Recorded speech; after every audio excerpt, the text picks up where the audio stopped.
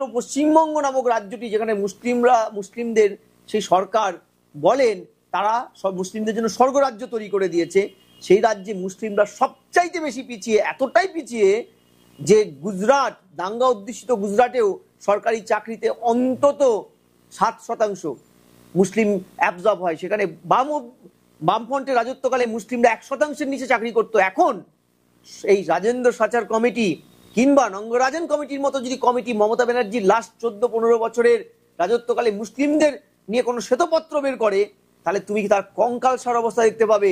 কারণ তুমি যদি পরিযায়ী শ্রমিকদের ঢল দেখো, পরিযায়ী শ্রমিকদের 80%-এর উপরে হচ্ছে মুসলিম।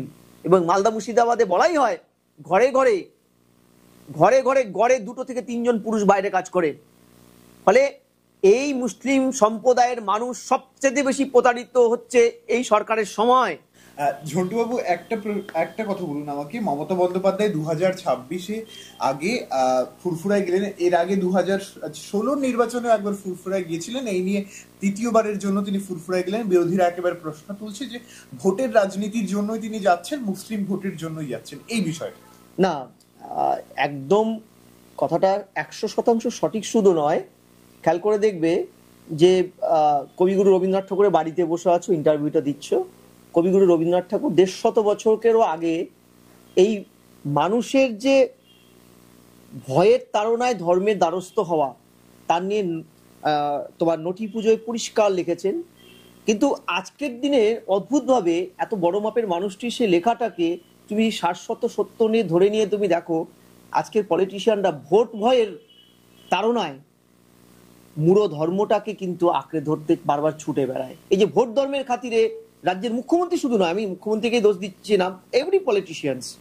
মুখ্যমন্ত্রী হয়তো 11 সালের পরে বাংলার সংস্কৃতিতে নতুন একটা ধারা এনেছেন, কারণ বাংলার সংস্কৃতি এর আগে এই ধারাগুলো খুব একটা দেখা যেত না।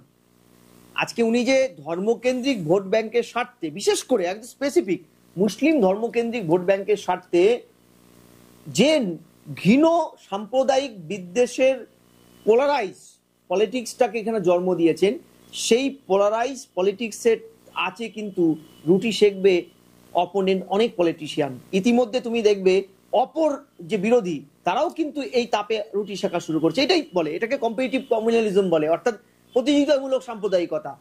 1905-এ যখন এদেশে মুসলিম লীগ প্রথম তৈরি হলো, তার 5 থেকে 6 বছরের পরেই কিন্তু বিশ্ব হিন্দু পরিষদ তৈরি হয়েছিল। অর্থাৎ কম্পিটিটিভ কমিউনালিজমের পার্টটাই তাই, তুমি যেমন রিটার্ন করবে ঠিক রিপ্লিকা তোমার কাছে রিটার্ন আসবে। রাজ্যের মুখ্যমন্ত্রী 2015 সালে ডিসেম্বর মাসে 15 তারিখে গেলেন ফুরফুরায়, 16তে গেলেন। কি প্রতিশ্রুতি দিয়েছিল? তওফা সিদ্দিকীকে পাশে বসিয়ে নিয়ে বলেছিল 10,000 স্কুল মাদ্রাসা খুলে দেবেন, মুসলিমদের জন্য আলাদা হাসপাতাল করে দেবেন। আমার জানা নেই, তোমাদের জানা আছে কিনা জানি না, যে কোনো ধর্মের জন্য আবার হাসপাতাল আলাদা হয়। হাসপাতাল বা স্বাস্থ্যকেন্দ্র তো সবার জন্য, জাতি ধর্ম বর্ণ নির্বিশেষে অবারিত দান। তিনি বলেছেন, মানে তোষণ কোন লেভেলে চলে গেলে মানুষ এই ধরনের কথা বলতে পারে যে স্বাস্থ্য কেন্দ্রটাও কোনো একটা সম্প্রদায়ের জন্য নির্দিষ্ট হলো? কেনই বা হবে না? এখানে তো মুসলিমদের জন্য আলাদা স্বাস্থ্য কেন্দ্র উনি খুলেছেন কলকাতায়, এই তোমার সল্টলেক থেকে এয়ারপোর্টের দিকে যাওয়ার রাস্তায়, একদম স্পেসিফিক ভাবে। আমার প্রশ্নটা হচ্ছে, তওফা সিদ্দিকীকে 9 বছর 10 বছর পরে যখন সেই ফুরফুরাতে তাকে ভোটের ফুরফুরে মেজাজ তৈরি করতে যেতে হলো, তখন তওফা সিদ্দিকী বা মুসলিম সমাজের বিদ্বজনেরা কেউ কি প্রশ্ন করেছে তাকে যে দিদি ভাই আপনি 9 বছর আগে 10,000 মাদ্রাসা খোলার প্রতিশ্রুতি দিয়েছিলেন, আজকের স্ট্যান্ডিং পরিস্থিতিটা কি? লাস্ট কিছুদিন আগে 1500 মাদ্রাসা শিক্ষক, 1500 টিচার রিক্রুটমেন্টের টিচিং এবং নন টিচিং এর অ্যাপ্লিকেশন জমা পড়েছিল, তার কোনো ইয়াত্তা নেই, কোথায় গেছে? শুধু তাই নয়, মাদ্রাসার শিক্ষকরা মাঝে মধ্যে দাবি দাওয়াতে রাজপথে রামেন, তারা বেতন পান না, শিক্ষক রিক্রুটমেন্ট বন্ধ তাদের। সবচেয়ে বড় ব্যাপার, 10,000 দূরস্থ মাত্র 600টা মাদ্রাসা সরকার চালায়, বাকিগুলো খারিজি অর্থাৎ অনুমোদনহীন, যেখানে জঙ্গিদের প্রতিপালনের জন্য মুক্তাঞ্চল তৈরি হয়ে গেছে বর্ডারে। যে লাস্ট কয়েক মাসে বাংলাদেশের পরিস্থিতির পরে মুর্শিদাবাদ, মালদাতে পোরাস বর্ডারে যেগুলো আমরা দেখলাম, সমস্ত খারিজি মাদ্রাসা, অনুমোদনহীন মাদ্রাসা।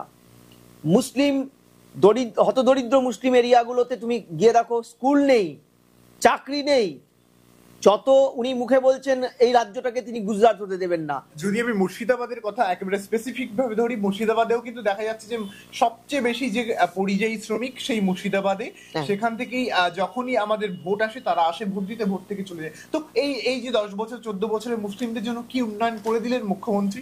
না, মুখ্যমন্ত্রী তো নিজেই বলেছেন দুধেল গাই তারা, একটা সম্প্রদায়কে গরুর সাথে তুলনা করেছেন। আরেকটা কথা সমাজতত্ত্বে তোমাকে বলে রাখি, তোষণ শোষণের আরেকটা রূপান্তরিত নাম।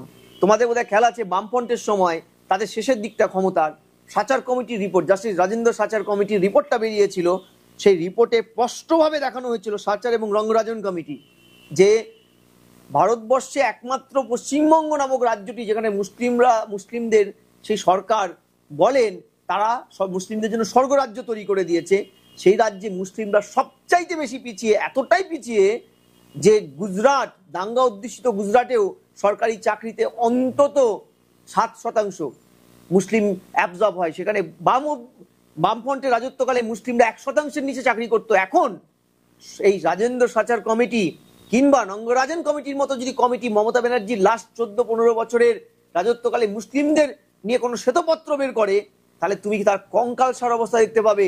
কারণ তুমি যদি পরিযায়ী শ্রমিকদের ঢল দেখো, পরিযায়ী শ্রমিকদের 80%-এর উপরে হচ্ছে মুসলিম। এবং মালদা মুর্শিদাবাদে বলাই হয় ঘরে ঘরে গড়ে 2 থেকে 3 জন পুরুষ বাইরে কাজ করে। ফলে এই মুসলিম সম্প্রদায়ের মানুষ সবচেয়ে বেশি প্রতারিত হচ্ছে এই সরকারের সময়।